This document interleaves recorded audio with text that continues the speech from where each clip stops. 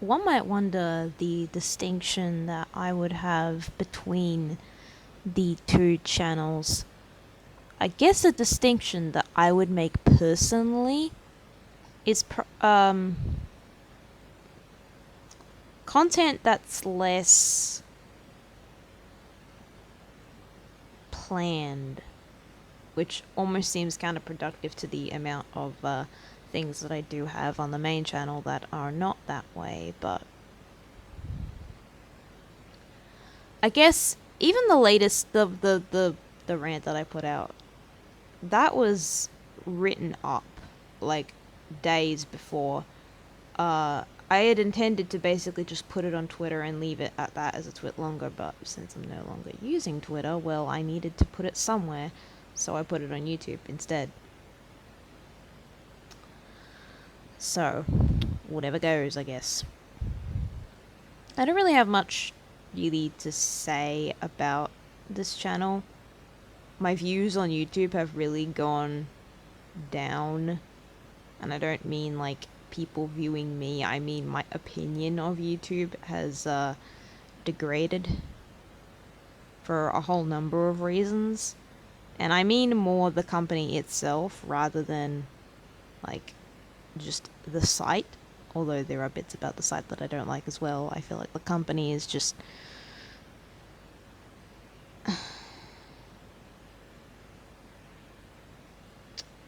beyond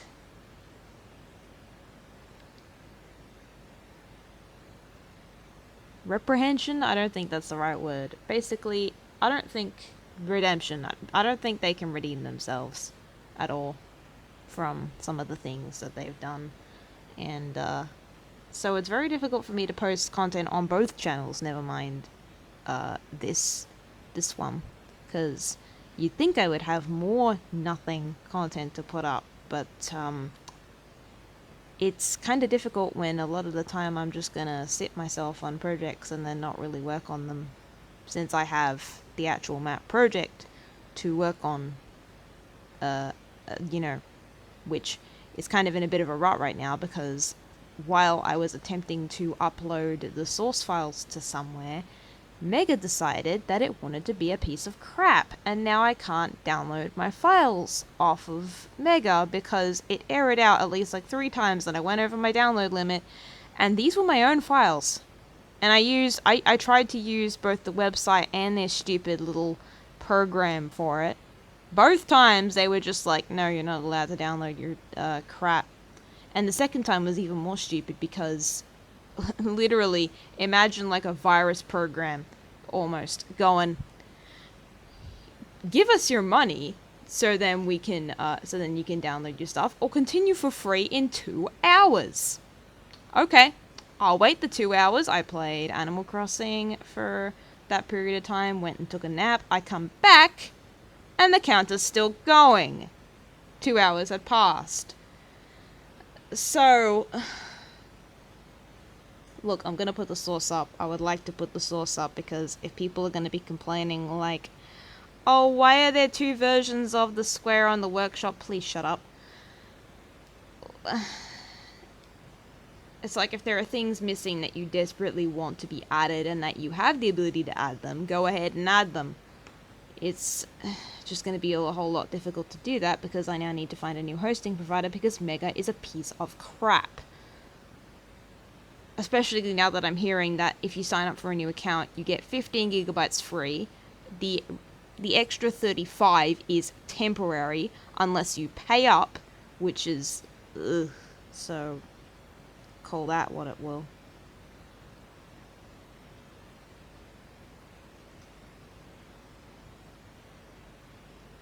I don't really know where this will go. It's a bit more of an update, explainy type thing. This isn't scripted, if you couldn't tell. It's basically just a bunch of points that I have in my head that I've been meaning to talk about for a while.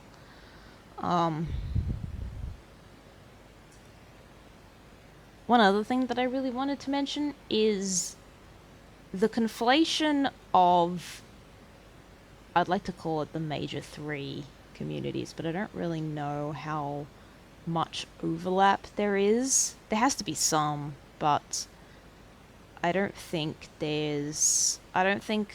like, I think there are distinct differences between them. What I mean here is mainly the fact that on Gmod and SFM there are a lot of customizable characters, since a lot of games are coming out with customizable characters that are getting ported. Splatoon, Ninjala, and just recently Catcrows put out the human models for Animal Crossing New Horizons, which are also customizable to the degree where basically literally every single piece of clothing and and like bag and stuff is all ported for customizability purposes. So yeah, that kind of gets a bit funky when like these communities all get overlapped into one another because they pretty much attract the same kind of people. I wanted to put out that video on the main channel, the one about the rant, the newest one, which will probably be the newest one for a long time to come. The one where I basically just trash on a bunch of people because those people didn't treat anything with any respect, and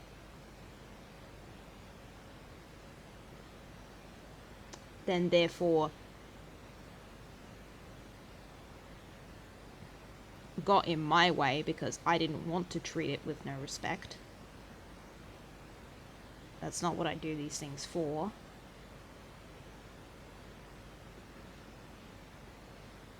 It's mainly not about them though, it's more of the opinion that I keep being around. I know it can't really be changed, but I just kinda wanna say something about it, because, I mean, I kind of already had started, but this, like, it's been going on for a while, and I'm kind of sick of it. This idea that because most people that are in the louder parts of the community are kids, or if they're not literal kids, like if you're below 13, please don't be on the internet. Even at 13, I was not prepared, so I can't even imagine how you would be if you are below 13 and you're using the internet. Just please don't. And I don't mean like using the internet in terms of like any sort of safe websites that are meant for that. Like Roblox and stuff are deliberately catered to, well, but like there are like sites that are deliberately meant for kids under that age, and in that case that's okay. I more mean if you're lying about your age on YouTube or Twitter or whatnot, don't do that.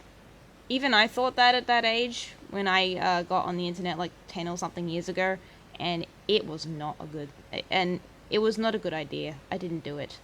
Any interaction I've had on the internet has been from since I was 13 years on. And even at 13, I was not prepared. And this was back in 2011, before the internet was mainstream. It was a bit mainstream, but not fully mainstream.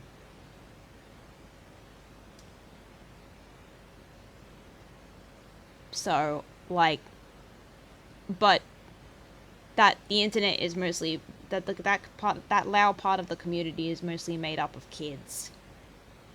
That the community is somehow bad, or that you shouldn't try to, if you're not within that specific age group, to be a part of it, whatever that means.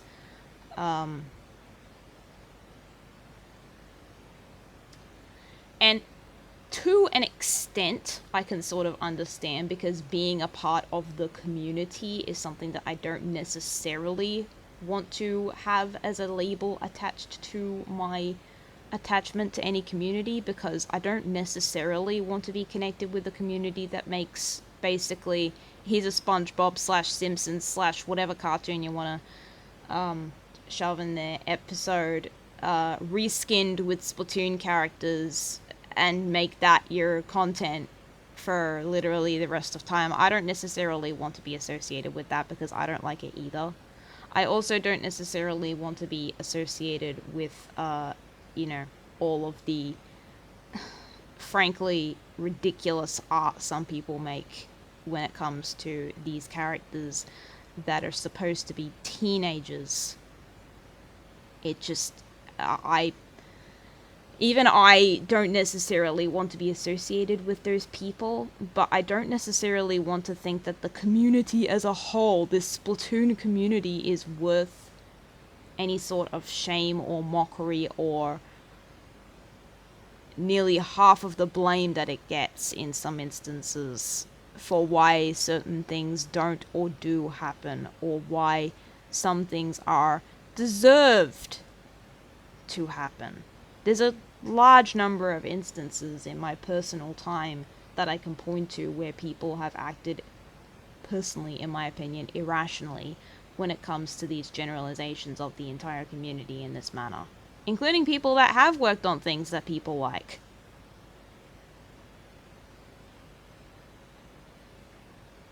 Because I just don't think it's fair.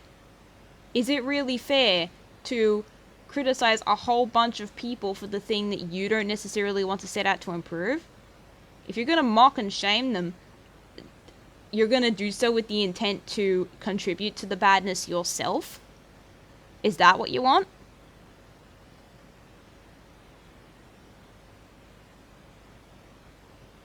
I'm going to name drop a bunch of things here because I don't believe this video will get many views, and not especially by the people who I'm really talking about. Oftentimes I'm vague with these things, but at this point, most of these situations are long since past, and I don't think they would ever get any sort of resolution if I did keep quiet about them.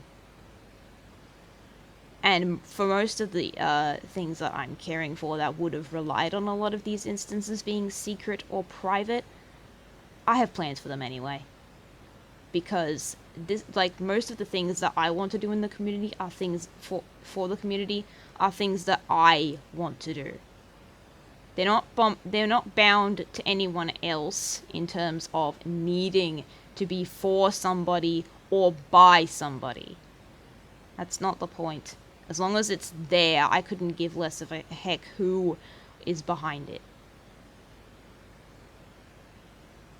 As long as it's the same quality, of course, but, you know, I don't really care about that. I kind of want to start from the beginning, because I don't think a lot of people really understand if I'm really a part of this thing or not. In fact, as far as I'm aware, most people aren't even aware that I've even done things that, like, are related to people in, like, the making part of things. Like, it's not just a bunch of clothing recolors, it's actually stuff that, like, it's not a whole lot. I can't do a whole lot of stuff. It's not just clothing recolors, it is maps too, but I mean before and while I was doing clothing recolors and stuff. Because in the beginning, I hung out in the screenshots thread of the original ports of the in-game models from 2015. They don't exist anymore, and that screenshot thread by extension doesn't exist anymore. I don't even think it was archived. So, I mean, okay, I could probably have the link in a history file somewhere, but it wouldn't lead to anything, and Steam would probably just consider it dead. So, I don't know. Maybe if someone saved a page or two in the Wayback Machine, but I kind of doubt anybody did that. My life started in the screenshots thread, basically just role-playing with a bunch of people, as we basically did a bunch of role-plays in a general user sense to one another. It was kind of like SM64, but not really in video form. People were just responding to each other with images to one another. It was basically like, I think it was around 5 or 6 of us responding to this roleplay. You would get the occasional person who would submit a screenshot who wasn't part of this group, but there was me and about 4 other people that were basically part of this screenshot crew, I guess. And it continued for a while. It's like nothing was really wrong at this stage. That was when people were not disillusioned and things were just literally birthing into existence, I guess. It was when I complained about users' enhanced inklings was when things really started to kick off. I don't really want to say that it started everything. I'm pretty sure a whole bunch of things happened around that time, but in terms of me actually being involved with things, it was. And especially, that was around the end of 2015. I would definitely have been looking into how to hack the Wii U at that point so I could get the files in, because I was definitely interested in watching, at the very least, NW Player watching NW Player hack Splatoon. So I was interested in wanting to do so myself, since it seemed so easy. I mean, how hard could it possibly be? I've hacked Pokemon before. I've hacked a couple bunch of other games before. It can't be that hard, right? So, and as I found out, it wasn't. So,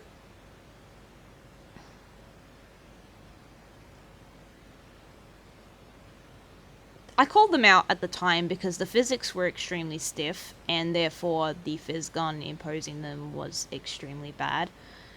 After numerous tweaks across 2 years, they are finally actually appropriate to actually be able to be used. My only issue with them at the moment is the Inkling Girl, the hair. It was actually good in one of the previous updates, but then got reversed and now it's kind of stiff.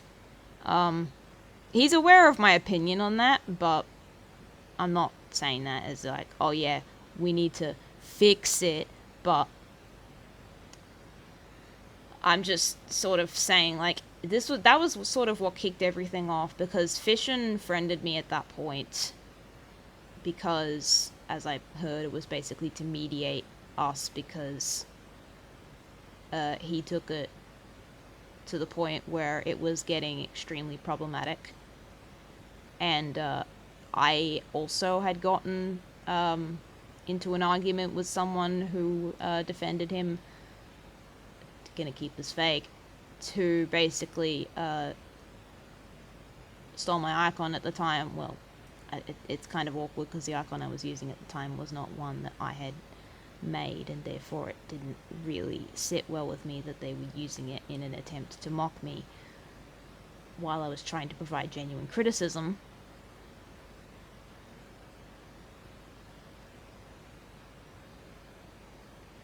But it was through that how they managed to improve.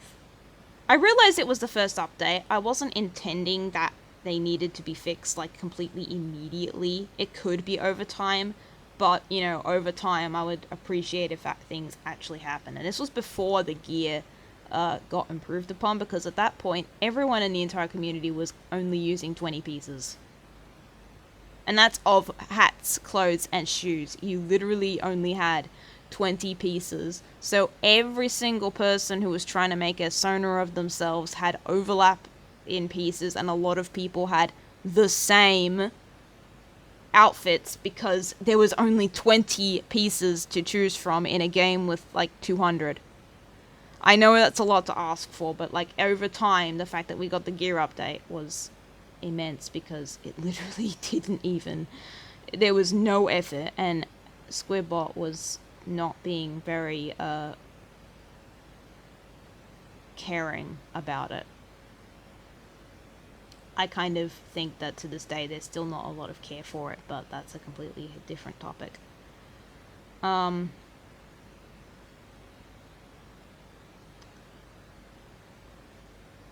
That's not really so much of a problem now. There's mainly like 2 or 3 or 4 instances that I can recall where mocking and shaming the Splatoon community resulted in something that was not very good. Like really bad.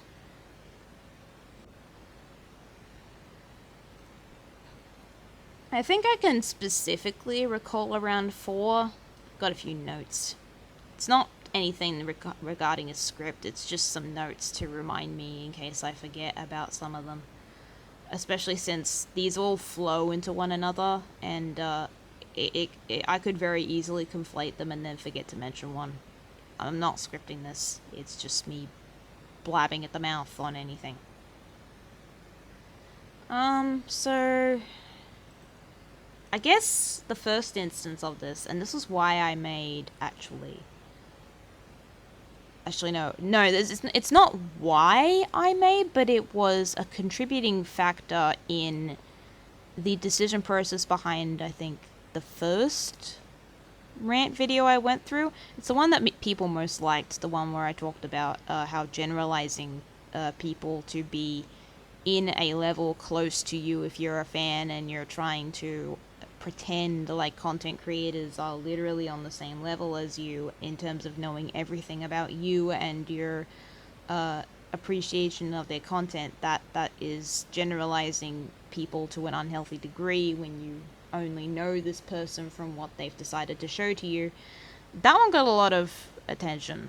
People liked it, obviously, because it's not something that's often said. But it was kind of a deciding factor as to why I decided to make that video, because I didn't want to mention it at the time, because I didn't want to give off the impression that these people were going to say anything to me, because I don't think these people were worth redeeming in that sense. They weren't going to listen, because if they weren't going to listen to the basic idea of it, they're not going to listen to a video about it, and they're probably going to mock it, given, you know, like that channel and stuff at the time. So I'm sure some of you, I don't know, people in the Splatoon lot will probably be familiar with Pick Surprise, or at least if you're not familiar with Pick Surprise, you're at least familiar with the situation that happened a couple years ago with Ellie ending up being harassed in a sexual roleplay by Heavy the Squid. I bring that up because, well, I know it was later found out that she ended up doing some pretty stupid stuff herself, but I bring this up because neither side is actually appropriate in that situation, because she ended up performing something pretty stupid herself later. And she also tends to lend herself to a bunch of silly situations that clearly could have been avoided, especially considering one of those situations was one I definitely could have helped her out in if she actually wanted to listen, but she didn't. So, but enough of that. So, the first video on Pig's channel goes up, the one about Lizzie and her very poor animation and lip sync, and her ability to take criticism in that video was commented on. It was a very snappily edited video. It was a good video, got a lot of attention. Then he starts on the Heavy situation. It was then very shortly after, then he went to Omega, and then it was very shortly after when he went to Ellie herself.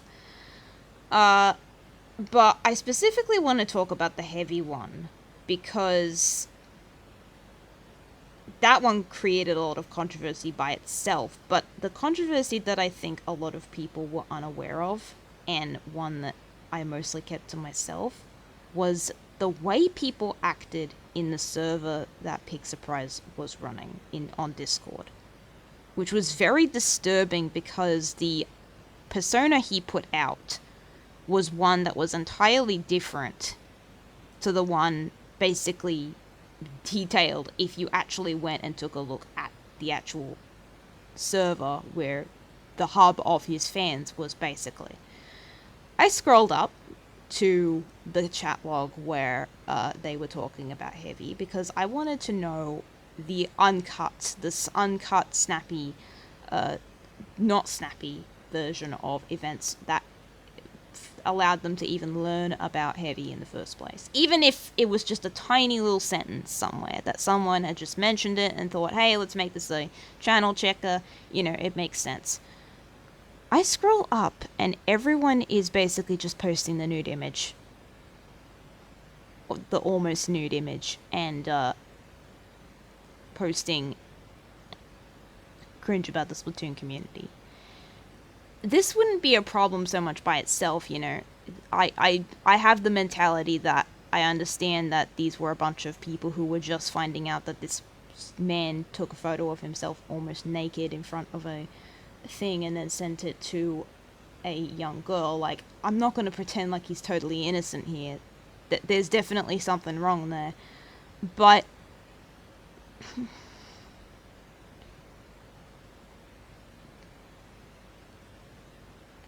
I guess my issue is more the string of events that transpired shortly after that video was made and I got onto that server. And it wasn't me just finding out about that they were basically laughing at the image. It's a perfectly understandable reaction if you're just finding out about this for the first time. I kind of get that. It would be particularly shocking in the moment. The thing that gets me though, and I've said this like 3 times, I need to actually start describing it, is a number of people that were, often the comments were a string of people saying a very common trend of, I'm so glad this was revealed, or wow, this is bad, or there should be more, or jokes about the person being channel checked. You know, typical comments of what happens when someone gets exposed. I'm sure if there's any type of exposed comment section, the comments are basically going to be exactly the same in terms of the general trend of what people are saying. So, a couple of people who are in Splatoon are in this server, you know, because a couple of them probably had the mentality that we don't act like those people, so why not be friends with these other people who don't like these other people that I don't like, you know, a friend of, like, you know, I can be friends with the enemies of this person because, you know, I also am an enemy to that person. I know there's a saying for that. I can't think of it at the moment. But basically, there were a bunch of people who were just basically posting normal Splatoon art, and I can't remember the name of the person in particular, but it wasn't just one as well. There were several people who were chastising these people for even just posting art in the dedicated art channel. Not me. I wasn't posting anything because I had no reason to post anything at that point. But other people who were just attempting to post Splatoon art would get berated for even posting Splatoon art because of this mentality that, fast forward to the end, these communities are considered cringe and awkward for posting to the type of art that they do. And I can't help but feel that at least it's a little relatable, because again, I don't necessarily want to be related to the people who make Splatoon SpongeBob crossover crap and stuff, but there's a difference between saying that, like, that community is bad versus the community is bad, if that makes any sense. Like, the community can feature a wide spectrum of people, while that community, that specific section, which can be large, is, you know, full of the stupid art, the bad videos that pander to young children, that sort of thing. Yeah.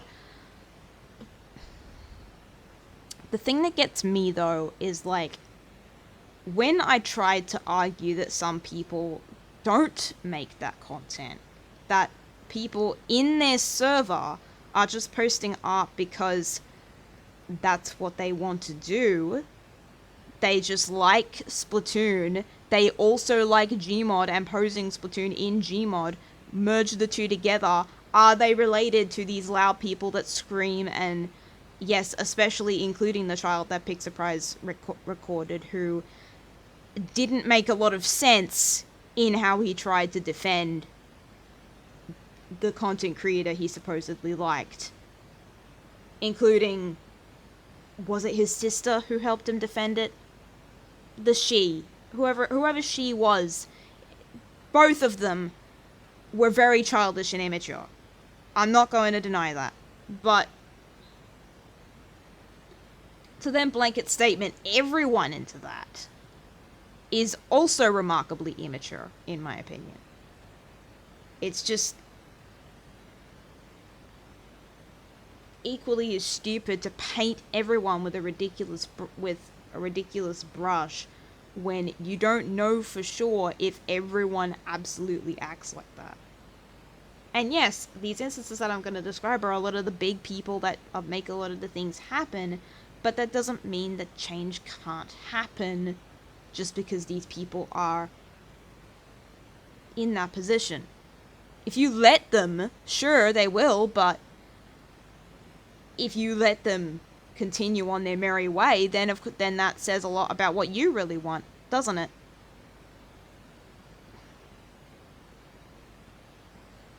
So, but there was one person who, when I tried to argue that there were people who were not acting in this manner, who were not heavy tier garbage at the time, that was like considered pretty much the derogatory term for the entire community. If you ended up in that community, you were basically heavy tier, no matter what your bar for quality was. And this person refused to listen to me no matter what. Even going as far as to basically insult me for that. And then very, very, very, very shortly after, I think it was a morning, I was asleep. It was like 5 a.m. my time. They were awake. Even Pick was awake. And they'd had some sort of staff meeting where they basically just went, you know, all the Splatoon people in this server, we should just shun them and stop them from even trying to interact with other people in this server. Because the whole community's just cringe. So it was very shortly after that I basically just left, because they weren't even going to mediate with the people who were not to that extreme, if that makes any sense. They weren't even going to give people a chance if they were not on that same level.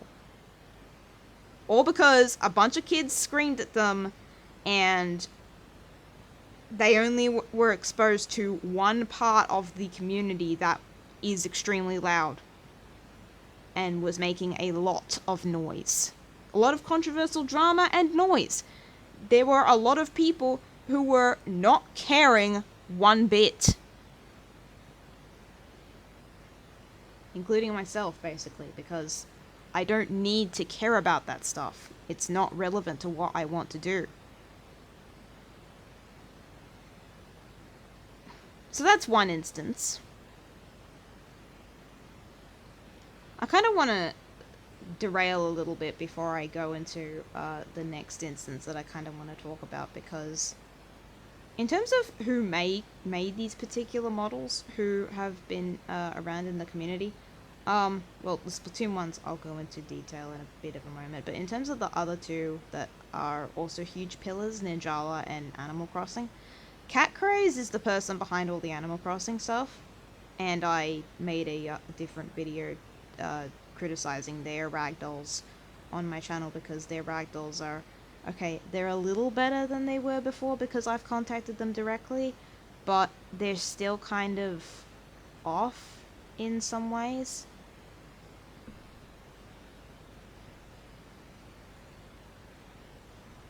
The human ragdolls, though, are actually kind of neat. It's just something you have to understand going between the Splatoon models and the Animal Crossing ones, though, in that they have... This is going to sound really awkward out of context, but I mean this purely in the context of describing how the way the model is supposed to be posed.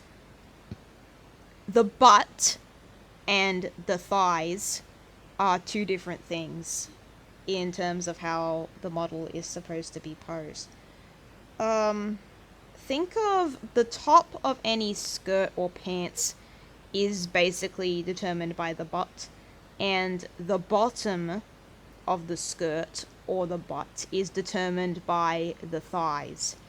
It was a little awkward for me to understand at first, because when you're used to the Splatoon models, they basically just do it regardless of if you're touching the thighs or the thighs basically only just control the skirt.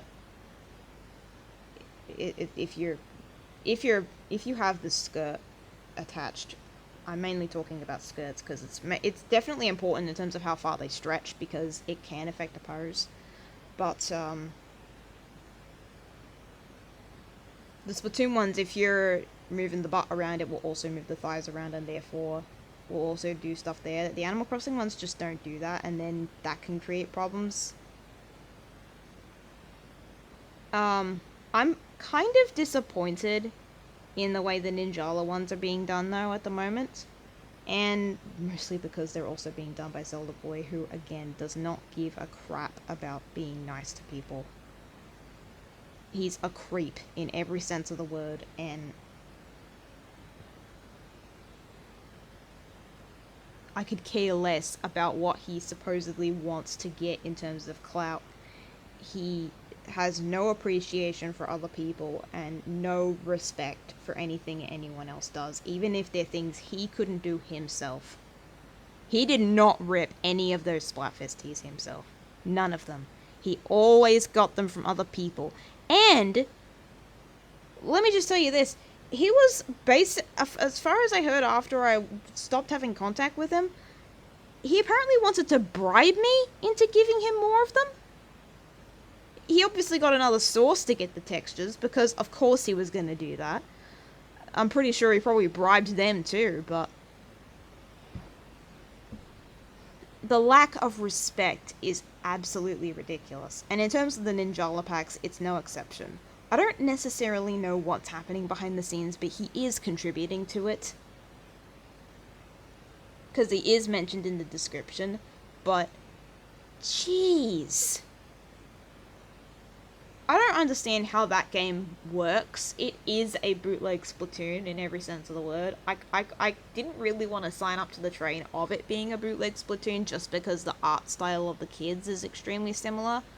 But I take a look at its lore and it's literally just the Yokai Watch version of Splatoon. And if anyone knows Yokai Watch, my opinion on it is that I didn't really like Yokai Watch. I tried playing the first game, but I really didn't like it.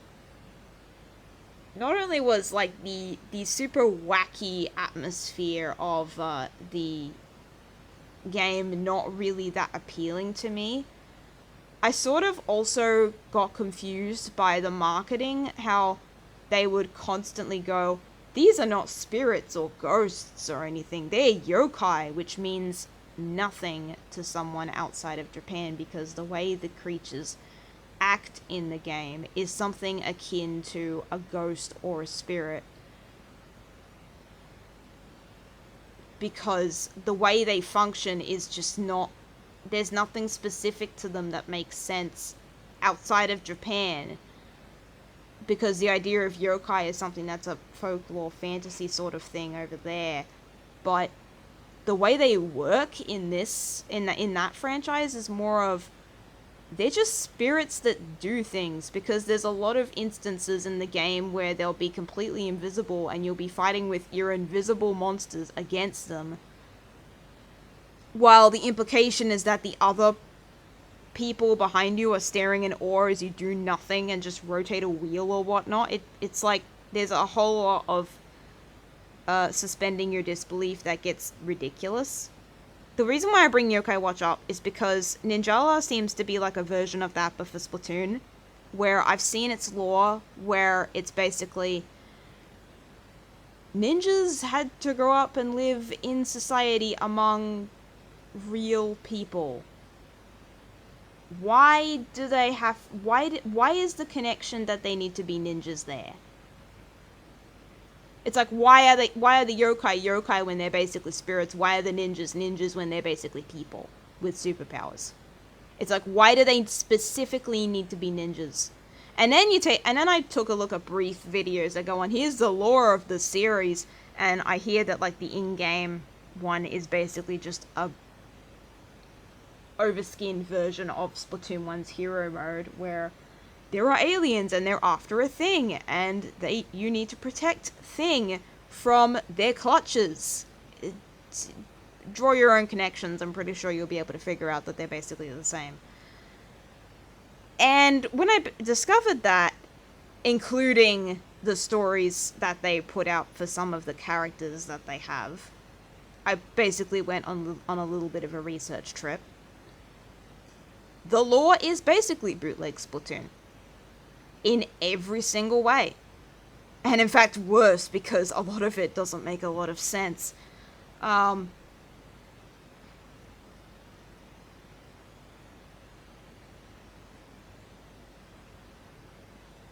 it's less that and more, even with my opinion that I don't believe it really should be a competitor, it's just not something that I think competes well if its world is this disjointed and so culturally significant to one place.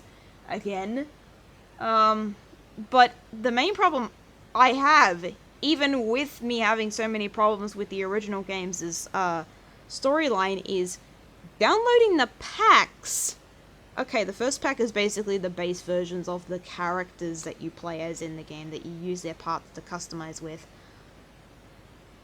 But then otherwise, the future packs are literally the equivalent of grabbing your Roblox character and then tossing it into Gmod or SFM. It's literally just other people's characters as ragdolls.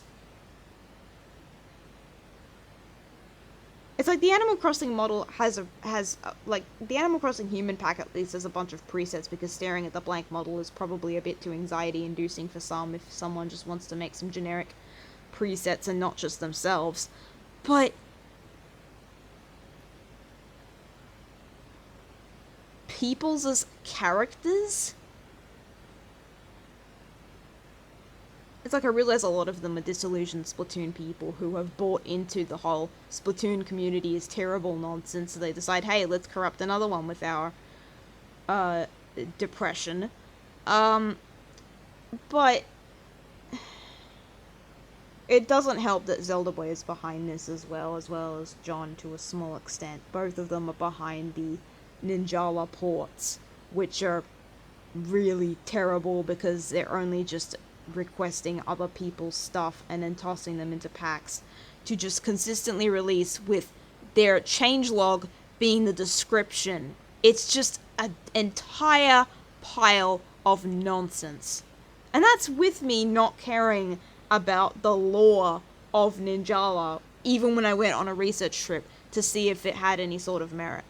Because, you know, I like Splatoon, I might as well like its bootleg. I've liked the bootlegs of things before. Sometimes. But, well, I don't really want to call them the bootleg. I'm not competitor. But now I'm basically of the opinion that it is basically a bootleg, because while the gameplay of the game might be different, the lore itself doesn't do anything to distinguish itself beyond being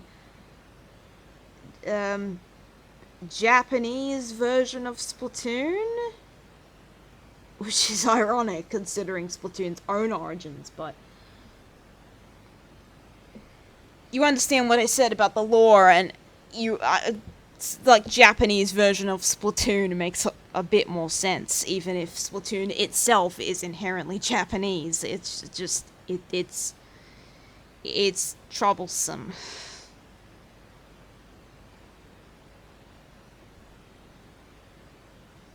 So I'm pretty much just gonna stick around with just Splatoon for the moment.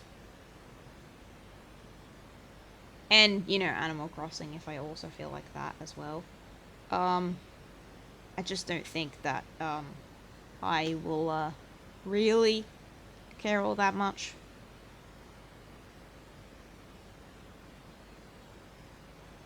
The Ninjala show will just be more hilarious as it goes along. The Animal Crossing models are fine. I just have a really bad problem with seeing the Ninjala models crop up, so then they can just keep getting those high rankings just because they keep tossing in people's characters all the time. It's like, you ever gonna put out a blank model one of these days, so then people can customize with the bits and pieces and that?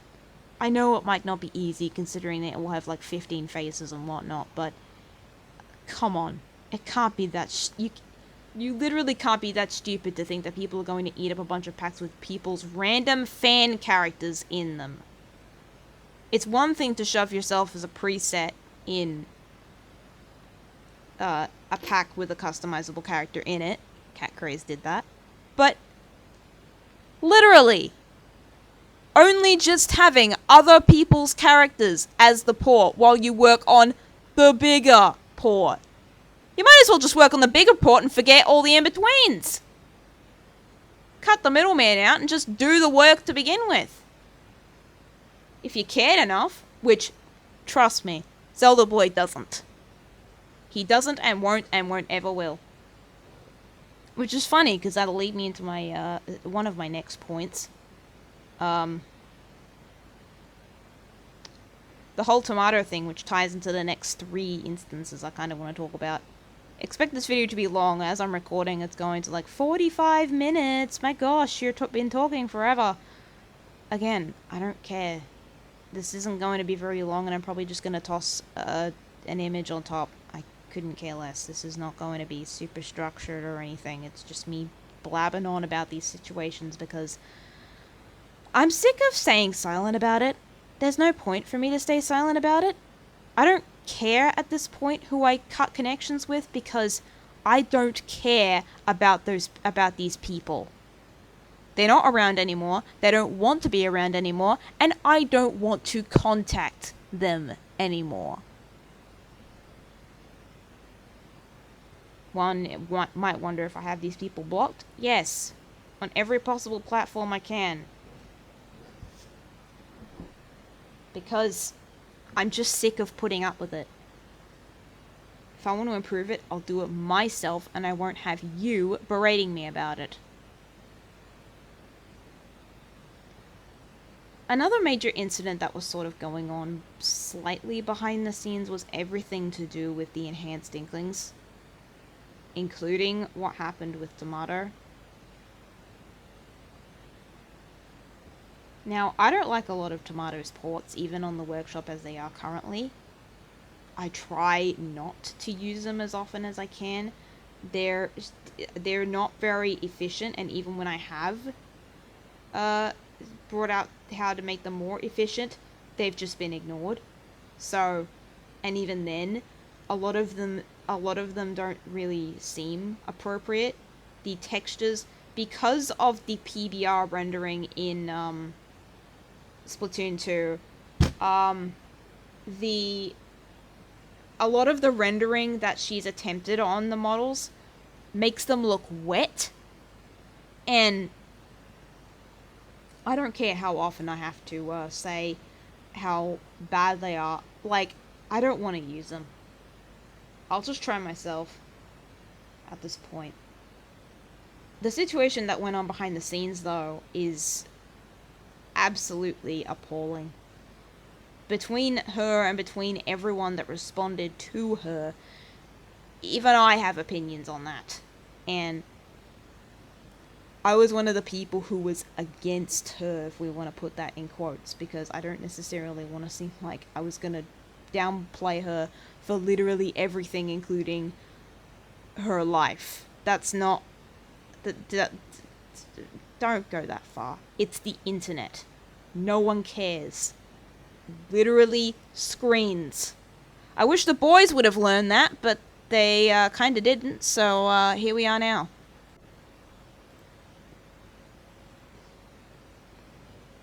So, including the gear, Evan, who I interchange with Cruel Dude 100, since, you know, he is also Evan,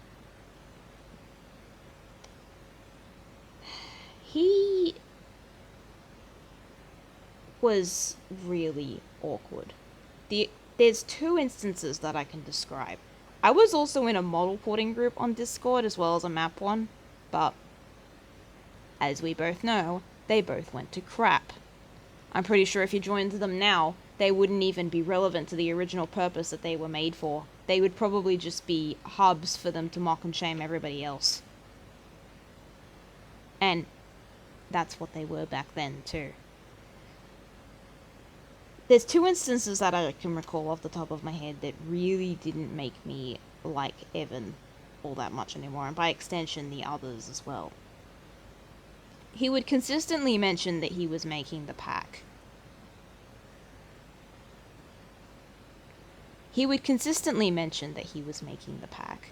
But he wouldn't really show any progress on it.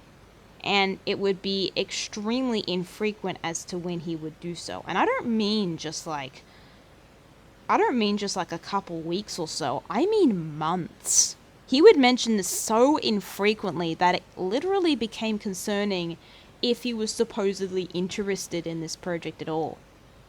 And it's not about being interested, it's about actually committing to if you don't want to do it or not. He could just say, I don't want to do it. But it was impossible for him to do so, and it ties into the next incident with him that I recall.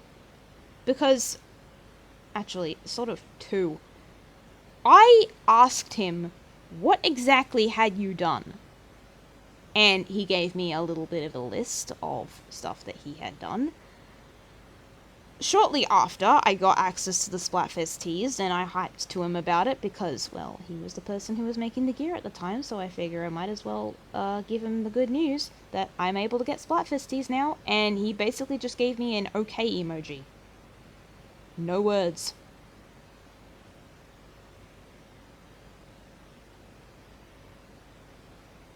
You'd think with something as monumental as Splatfest teas that you can only get in the week that they're available that it would warrant a bit more of a response than an okay emoji. I'm not asking for much, I'm just asking for a little bit more than an emoji for something that's basically impossible to get unless you shell out money for more copies of the game, which most people would think you're only supposed to own one copy of at the very least.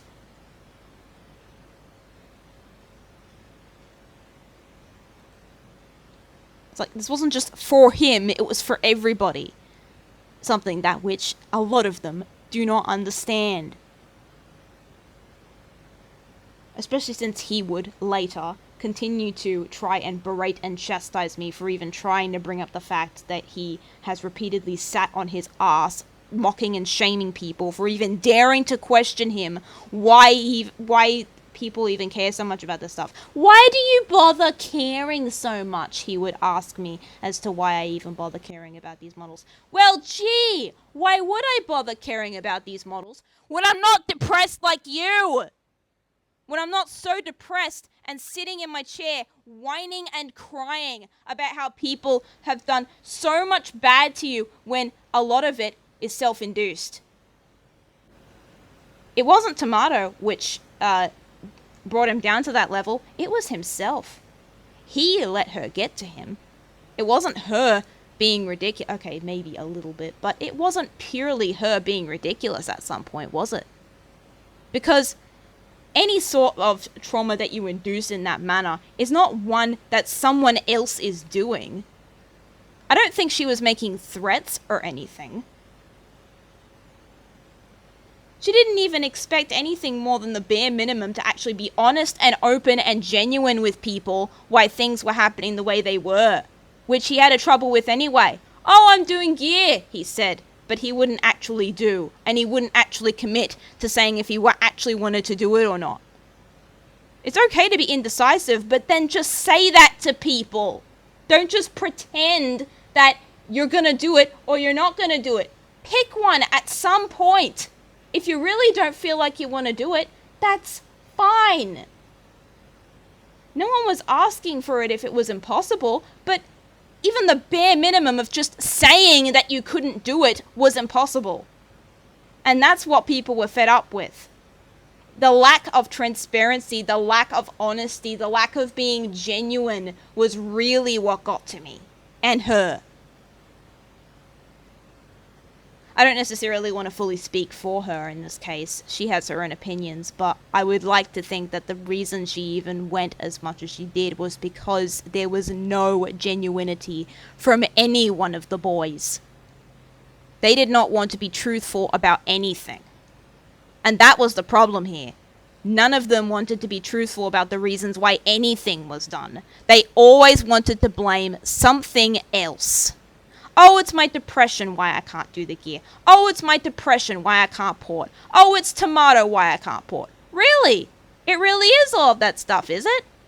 Or is it you, and you just don't want to admit it?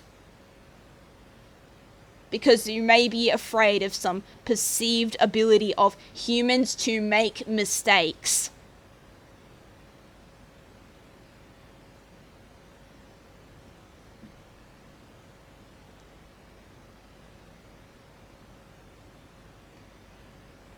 It's partially why I do not appreciate when he would say to me that, why I still even bother talking about the Splatoon models when I care about them. Okay? I care about them more than just mocking a bunch of little teenagers on the internet about it. What's ironic is that at the time, he may still be, I don't know, he's a lot younger than me, so he is, or may have been, a teenager at that time himself. Yet he may not understand why other people don't necessarily want to make furry art or something else. Why other people don't act the same way you do. Especially when that way is extremely counterproductive to certain behaviors. You know, not being genuine with people, I bring up again.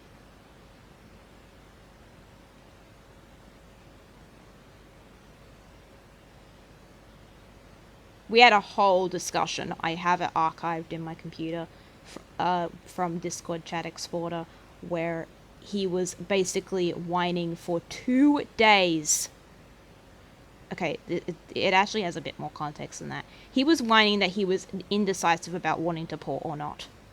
And so kept blaming it on Tomato being ridiculous to him when at that point, I would imagine a lot of it is self-induced from mocking and shaming and being self-deprecating rather than anything that she did in her messages. She's not fully in the clear. She did compare Fission to Heavy, so I'm not necessarily thinking she's fully 100% in the clear either. I don't care if it was private or not. You still said it, and that wasn't good either. But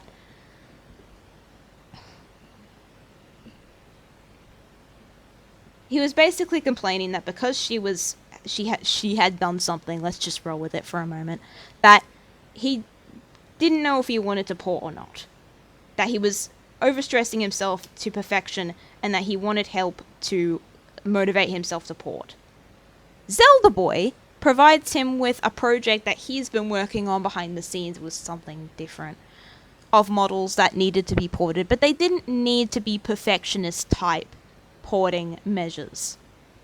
So basically, he wanted something that he could port without needing to be without needing a lot of effort, to ease him back into porting, which makes sense. So he gives him this project, and then Evan continues to whine. He continues, even after asking for help and receiving that help, he still continues to whine the very next day because he still can't motivate himself to do it. And this is partially why I went as I did before, because he was completely not genuine to the point where he was literally affecting the entire group. You could have just left. That's all you needed to do. If you really didn't want to do it, you could have just left. You could have just left, said a small thing, I'm done, whatever, and be gone.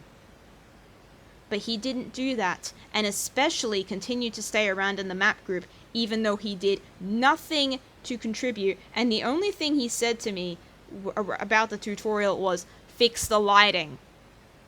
Which is something that can't easily be done due to the fact that they are models.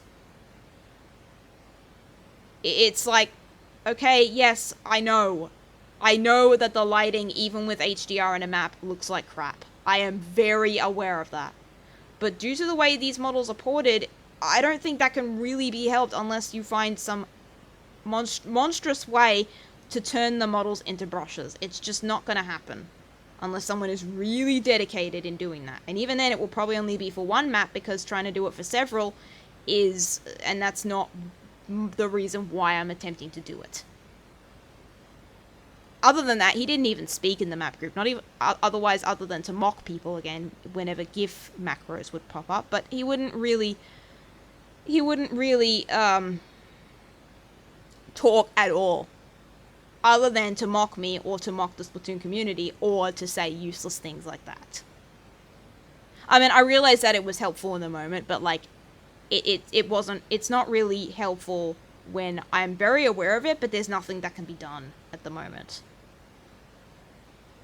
And especially considering that even if I did respond, the point was he was so infrequent that even if I had responded to that particular complaint, which I didn't, even if I had responded to that particular complaint at the time, he wouldn't have seen it, because he was that infrequent in the group.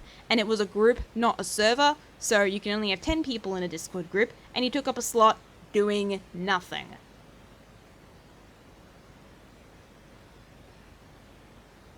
It's like, at that point, just leave.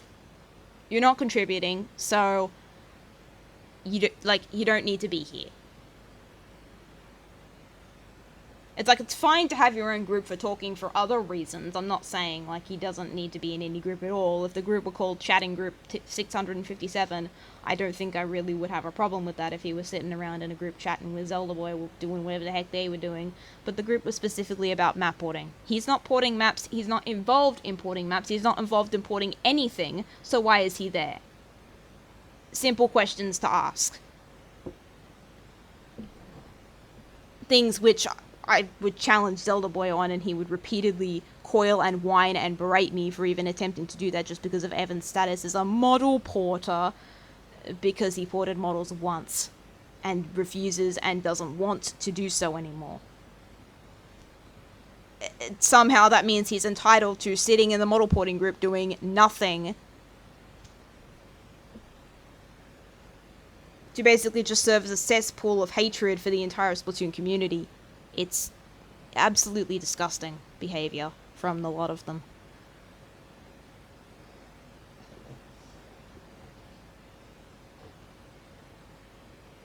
The thing with Evan ties basically into the thing with zeldaboy and Fission, where I'm gonna shorten the Fission thing to a short point. I found out where he was.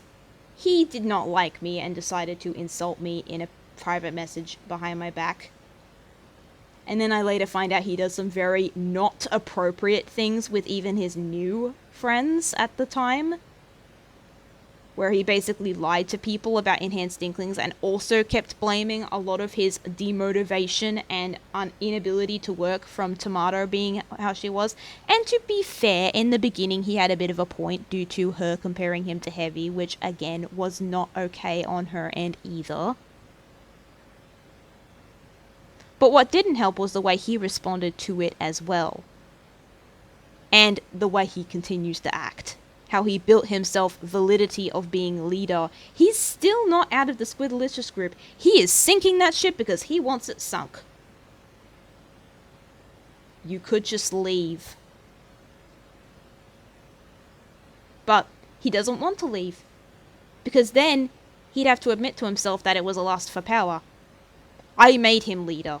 I have to live with that regret now. That's fine. It's just a sucking... It's just a sucking suck that it has to be that way. Yes, I don't necessarily have records of the message. I don't think I sent it when I had an account. Random T Bush... Okay, Squidbot left the group first, and then the ownership was tied to Random T Bush, but he didn't even talk in the group at all or make any announcements because he had his own and was doing a billion other things himself. So I messaged him. I don't think I had an account on the VG resource yet, so I don't have a copy of the message. But I sent him a message on the VG resource because he was more active and often there, to basically tell him to hand it over to Fission. It was like literally the day after or something that he responded, gave the ownership to Fission, and then hecked off. And I did that because at the time Fission, and for a while I was right, Fission was the better candidate to lead the community when he had the ability to port and actually make good stuff. Enhanced Inklings 1. So, that was my mentality at the time. He is a good guy. He really wants to lead the group to better places. Do it. And for a period of time, that was looking to be correct. It was only later when he took that power to his head and really didn't do appropriate things with it. It really shows how he refuses to leave, and even when both Fancy and Evan also announced in his place that they were done, he didn't even need to say anything. He could just be gone. That would be the statement. All you need to do is leave. But he couldn't even do that. He couldn't even update his profile or anything. He can't physically motivate himself to just say, I'm done. I'm done. It's over. Without being private about it. Without bullying people in private messages just because they decided to speak up about it. It's a regret I have to live with now. I understand that. I understand that fully. That doesn't mean I'm not allowed to speak about it. And I'm not fully innocent either. I made mistakes myself in trying to find out his location. Well, not fully, because I tried to message him on Discord, and he refused to respond, and then straight up removed me. So, just for asking simple, basic questions.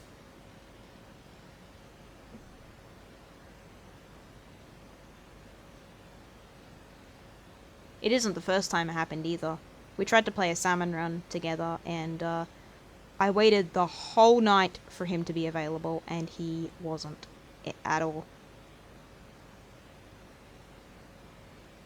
And keep in mind, in my time zone, it was like 11 p.m. and I waited until like 3 a.m. to see if he was actually available. I think it was 4 a.m. actually. I don't fully remember. But it was a very long period of time through the night where I was just waiting, and I wanted to play the salmon run. But he wasn't available. And I don't even think he said 11 p.m. I think he just said a specific time in his time zone, and I had to go and convert it because, of course, I do.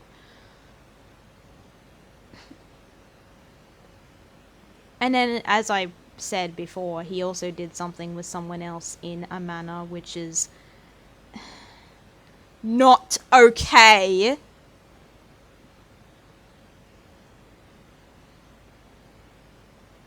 Which doesn't bode well for his attitude at all. It's quite frankly disgusting, and a lot of the things she said in regards to that situation was gross. And a lot of it was very relatable. One of the things he told me in that private message where he basically insulted and bullied me behind people's backs was, go and cry to Twitter about it and YouTube and see where that takes you about the things that I was concerned about, since, you know, that's what your life revolves around. Is it really? Is it really what my life revolves around? Is it really the reason you think I was even trying to get answers from you? Really? Do you think that was why I cared? Gosh! You have so much more of a misunderstanding of how I cared for things than I thought we did. Huh. I'm not doing this so that I can get any sort of views or attention or traction. I just want to let my feelings out. I want to let my feelings out and be done. I want to be honest and genuine and not pretending like I have to submit to anyone just so then I can be happy. Put that in quotes. Because is it really being happy? Submitting yourself to someone else's desires? No! Unless it's something that you feel is appropriate, then who cares? If you're at the whims of someone else, that's more harmful than what anyone else could possibly do.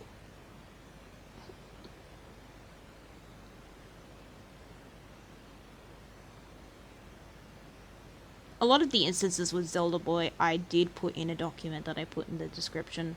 They're easily readable. If the font's weird, that's because Discord Chat Exporter was wrong. There's nothing that's been forged or photoshopped. I literally just took Discord screenshots from either the chat exporter or Discord itself in regards to instances that happened with them. I don't need to forge anything. I don't really gain anything from lying about these things to you. What do I gain? The satisfaction that a bunch of people fell for it? Wow, isn't that something to be pleased over? It's not. And they're not. It's a bit better if you, just treat it as something that I have reasons to feel the way I do, and that's just simply it. I don't want you to go after any of these people. I don't want any of these people to be gone after, because that's just as immature as what they did to me. Okay? You're not doing anything by defending me, rather than, because these people aren't redeemable in that way. I don't think they would appreciate it, and I don't think it would be appropriate to do that. What's more appropriate is that these things are not, these instances, these thoughts are not repeated, so that these situations can be better handled rather than the ones that I've been in, where it's been very, very obvious that a large number of them refuse to take criticism. Even if it's not really obvious in these situations, they all follow that same line. They feel that they can do no wrong. They feel that they can always blame something or someone else for the reason that they are doing something bad. And does that sound familiar? People on this channel might know that most of the content on this channel is me riffing on someone else's videos. I'm pretty sure you can draw some very clear connections between them and the way Salmon reacted.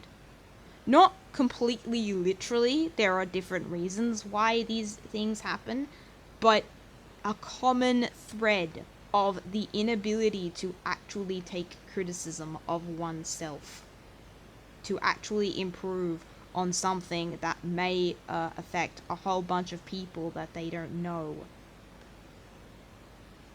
Evan and Zelda Boy would repeatedly chastise me for wanting there to be better models than Zelda Boy's skin-enhanced in-game models, which, for those that haven't played Splatoon, the in-game models are very blocky. They're not supposed to be high quality. The ones that are seen in the renders and the ones that are seen in-game are mostly completely different. Because, especially on the hands, on the Inklings especially, their hands are like, literally, like they're literally long cube fingers. It works fine in a game where you don't really need character detail for, you know, the bare minimum idea of, this is what the character is wearing. This is how the character is supposed to move. Yada yada yada, it's a shooter, there's not meant to be much detail, you know, whatever. Even the environments are very low poly. It's not all...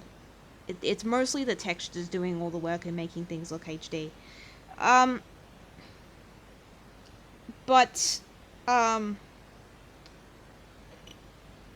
Like, they were basically just those, no model enhancements, with, the skin textures basically ripped from the other enhanced Inklings. He would also chastise me for wanting to steal faces from Fission's model, even though neither of them own Splatoon as a property, so it shouldn't make sense that you can copyright expressions on a model of a property you don't even own. I don't even own it.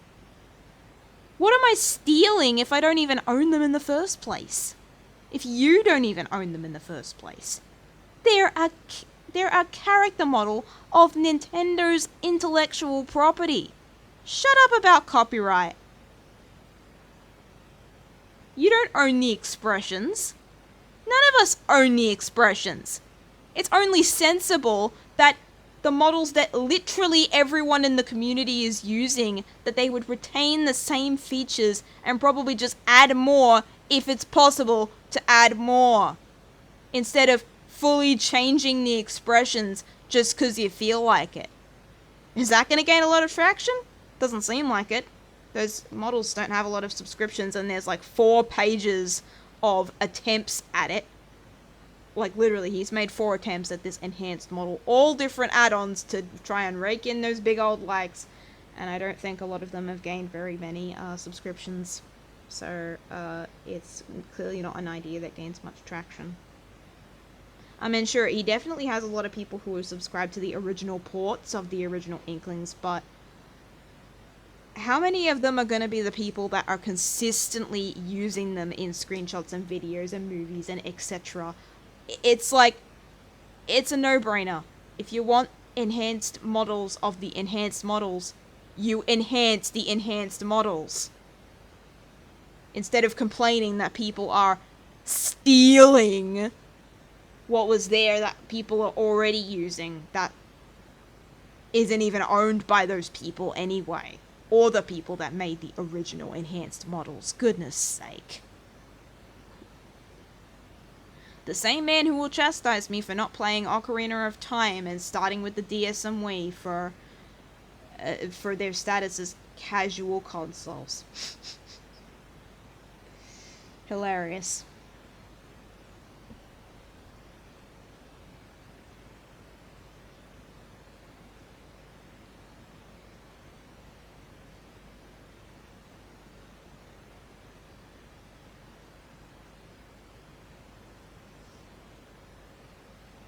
But even then, all of these things follow the same trend of these people acting in this manner because they don't have any sort of ability to think that they can do any harm or any wrong, and therefore they're exempt from these things that they supposedly did, even though they mocked and shamed people for attempting to speak up about these things that were important enough for the community to survive. I care about these things because I care about the Splatoon models, because I care about the Splatoon world. The original enhanced models were literally godsend to the entire community. Literally everyone is using them. Even big people, SMG4 is using them. As much as I disagree with a lot of things, including the fact that I don't really like Meggy or any extension of, I know there's an Octoling, but that's sort of what I mean. Like, literally everyone is using those models. There's got to be an absolute tiny number of people who are using some other gimmicky models for some other purpose, and that's the thing. I cared about it because tons of other people care about it. Tons of other people were not self-deprecating and pretending like the entire community is cringe just because of some preconceived notion of it being that way. Because some people have managed to embrace it and not try and shove some notions on it that it must be childish or that it must be shamed just because a bunch of people that are in it are not exactly the greatest people in the world mentally, and that therefore the entire lot is deserving of shame because of it. Like, the Sonic community mentality. Oh, it's the Sonic community. It's fine. There's stupid people in there all the time, of course. But is it just them? Or is it everybody? Do you think that there isn't those types of people in your own fandoms as well? It's like, do you think that you're exempt from these things? It's okay to say you aren't. Bad mental people who do stupid things exist everywhere, regardless of whatever community you're in. It doesn't mean that everyone in the entire community in that entire community or any community has to succumb to the idea that it's stupid just because a bunch of people say so. If it's what you really like doing, then why is it the fault of a bunch of other people saying so that will cause you to say a bunch of these things? Is it really them, or is it really you?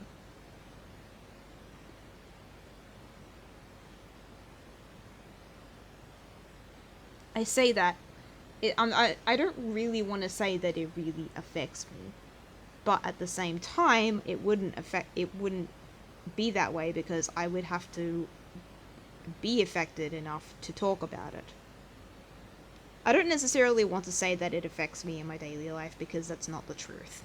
I don't spend every waking minute thinking about these situations or these people or the things that happened. I just sort of work to improve what I have worked on.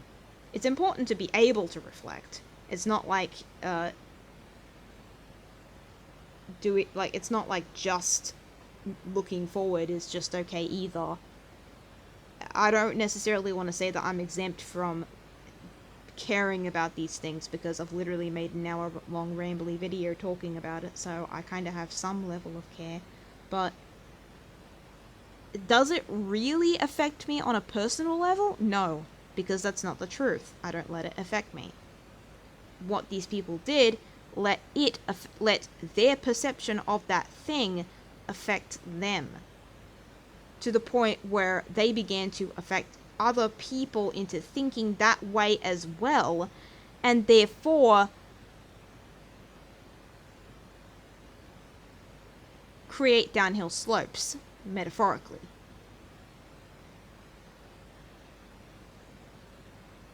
Because they didn't have to let Tomato live rent-free in their heads, and they didn't have to let the perception of the Splatoon community live rent-free in their heads. They didn't have to blanketedly label every child as stupid just because other people said so. I'm not necessarily saying treat them exactly the opposite extreme manner, because that's also just as stupid, but to treat people with a modicum of respect whenever they ask a genuine question is not something that needs a lot of effort, which is something that the boys fail to do a lot, and it's earned them the reputation that they are in today, where they haven't respected anyone and therefore gotten to the position that they have nowadays.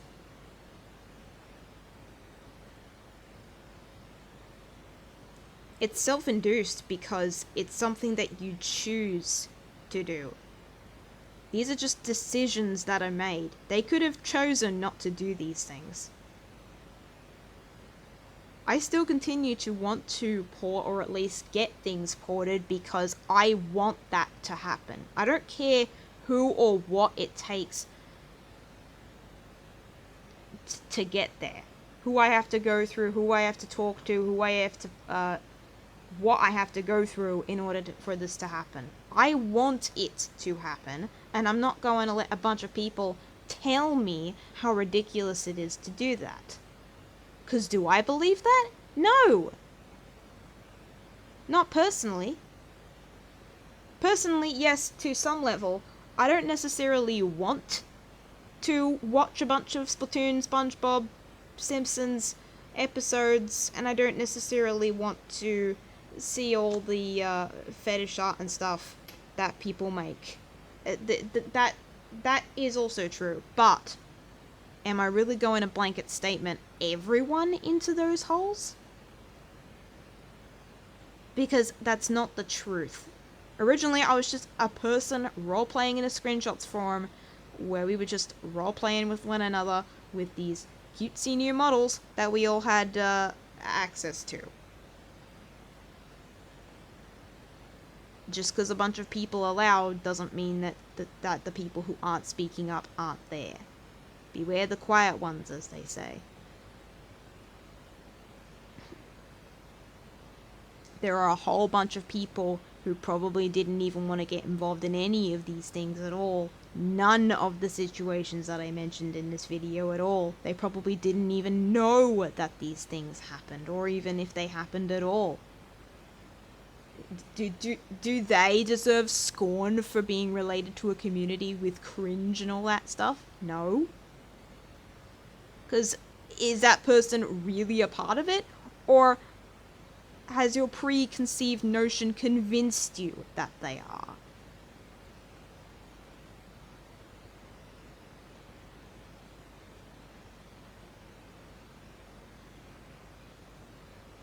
I'm sort of repeating myself, but it's a very important thing, a very important distinction to consider, because a lot of these people refuse to self-reflect in any manner on the things that they did. Always trying to blame others or myself for things that they did wrong. It's not a very healthy mentality to have. I'm not necessarily innocent either. There were a lot of mistakes that I made. A lot of mistakes involving contacting people, a lot of mistakes involving, oh my god, trying to talk to people, trying to even interact with a lot of people. I'm not innocent either. I've made a bunch of mistakes. Mistakes that I have to live with, and that's perfectly fine. I'm not beholden to someone else's whims, though, on what I want to happen. I want there to be models, I want there to be good things, because I want to see it happen, because I want to join in. I want these things to happen just as much as a bunch of other people do. That's why I fought so hard for them, and even if it might seem completely questionable to you. No matter how long it takes, I want it to happen. And if I don't want it to happen, at some point, if I burn out or whatever, well, I'll just say so. I don't need to be beholden to someone else. Just be honest. Be honest with yourself and others, and just be on your own. It's like, one of these days, Fishing can learn to stop holding himself to other people and just leave. You're not the leader of Squidalicious, and you're not the leader of Splatoon Model Ports anymore. Totally fine. Just leave. Vanish. It's perfectly fine. No one cares.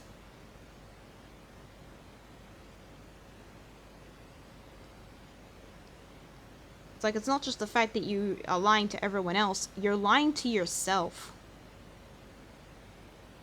And that can be possibly the worst thing that you can do to anyone. Yourself is a person too, and yourself is just as worthy of the truth as anyone else is. If you really don't feel that this is the path for you, then leave. Then don't do it. Then go. Be honest with yourself.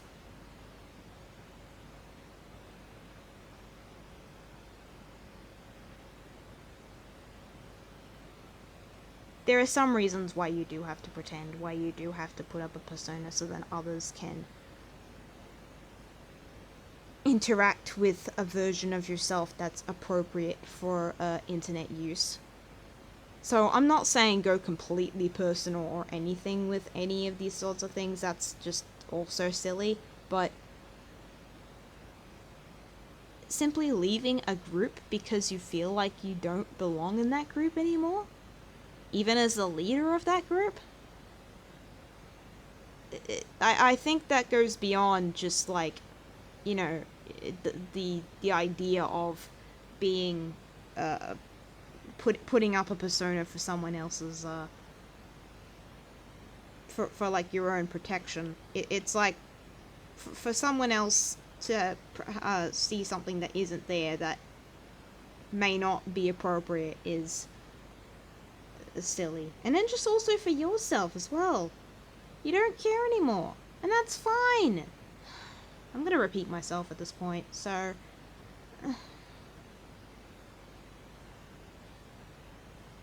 I'm disappointed a lot in the boys. I don't believe they'll ever see this. They don't care about me, and they wouldn't bother to listen this far. I'm not saying this for their benefit. It's not. They're completely irredeemable in that manner. It's more appropriate to repeat the what happened, so then this can be better handled, and that it can never. Well, I don't really think that's not appropriate either. That it may not happen as easily again, because it obviously these situations are never going to come to an end. There's always going to be negativity around just as much as there's going to be positivity. That's just a fact of life. But